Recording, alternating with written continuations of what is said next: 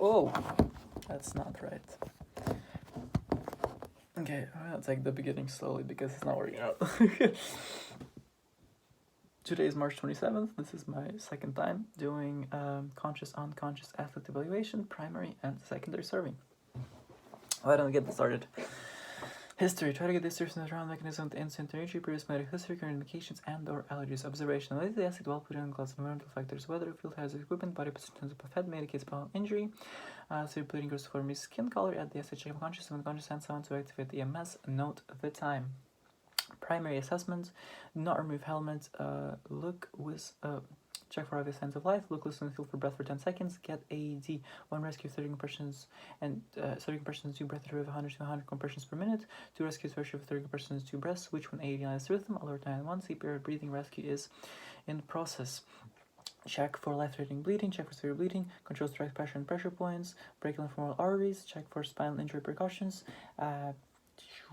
stabilize, immobilize neck or head if assistant present, have assistant stabilize or immobilize neck and apply cervical collar, log roll and spine board the patient, coordinate with EMS. Then we have list symptoms of shock, pale skin color, cool and clammy skin, weak and rapid pulse, shallow and rapid respirations, blood pressure may be falling, pupils may be dilated, pale blue is hemorrhage, bright red is heat stroke. Wow, that was a weird order. And then we have taken the vitals, we have level of consciousness, pulse, blood pressure, skin temperature and appearance, or respirations rate and depth, also weird order, and pearl, pupils are equal and reactive to light. Then we have secondary assessment. We're gonna history. Where does it hurt? Do you have any pain in your neck? What happened? Did you hear or feel anything? Do you have any numbness or tingling sensation? Can you move your hands, wiggle fingers? Can you move your feet, wiggle toes? Orientation. Check level of consciousness. Ask who, when, where, what were you doing? And then you have head to toe survey. We're gonna look for obvious severe injuries. We're gonna look for bleeding, deformities, or bleeding, fractures, deformities, and edema. We're gonna look for normal to the abnormal. We're gonna start with scalp, eyes, nose, ears, mouth. Scalp, eyes, nose. Scalp. We're gonna start with head, scalp, eyes, nose, ears, mouth. Why am I sorry. We're gonna start with scalp.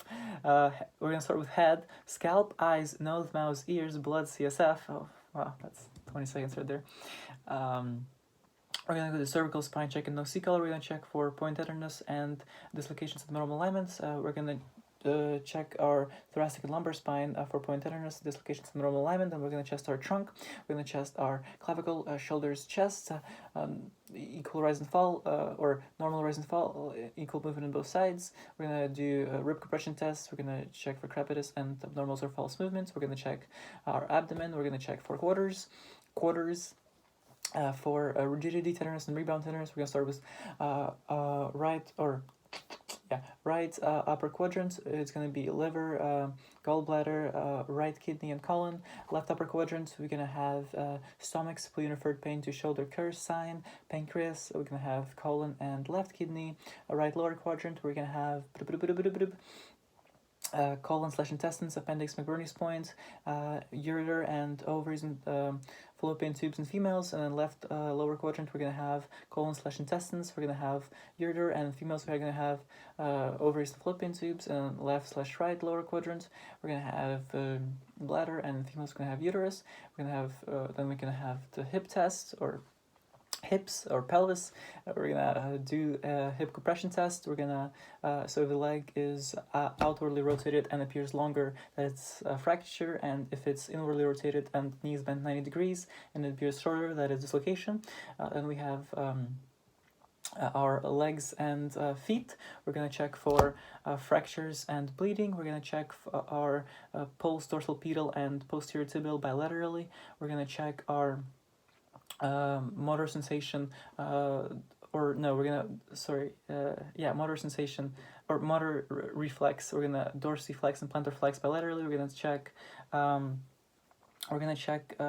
for Babinski response if unconscious, if the great toe is extended and others are split. That is upper motor neuron lesion, and we're going to check sensation, and if unconscious we're going to scratch the arch of the foot.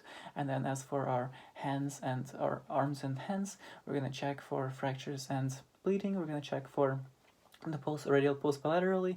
We're going to check motor reflex by squeezing our fingers. We're going to check sensation, and if unconscious we're going to scratch each palm, and then we're going to recheck vitals.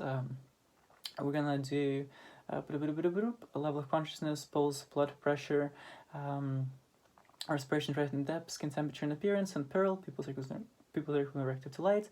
And then this concludes the primary and secondary survey. I now have a better understanding of specific injury. I would continue to maintain the airway and or perform the CPR until relieved by qualified medical personnel. I would continue to control bleeding, splint fractures, treat for symptoms of shock, maintain the airway. I think I missed that one. Shock, check for vitals every 5 minutes, monitor level of consciousness constantly. I would then refer my patient to a physician as needed.